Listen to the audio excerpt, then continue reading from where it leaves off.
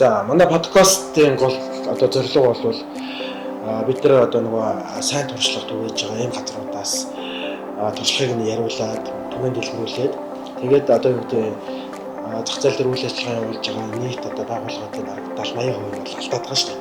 Тэр газрууд маань нөгөө энэ шинжлэх мэдээллийг сайн туршлагаас нь суралцах, илүү дэлгэрүүлж одоо бие даах судлахын боломжийг нэвтрүүлэх боломжийг олохыг зориод байгаа. Тэгээд ингээд маш олон байгууллагууд энийг бод практик дээр хэрэгжүүлээд эхлэх нь одоо бидний урд гэсэн багхгүй. Тийм шүү дээ, яг үнэ. Ялангуяа одоо ингээд энэ салбарт сэтгэлдээ зүтгэлдээ явж байгаагийн хувьд те чиний ингээд гаргаад байгаа зүйлүүд нь салбарын бизнес эрхлэх шүү дээ. Тодорхой хэмжээний одоо юу гэдэг туслалцаа үзүүлэх, мэдээлэл хангаж өгөх, тэндээсээ салбарын бизнесийн эрхлэгч тань юу бид нэр хэрэгжүүлэх зүйтэй вэ?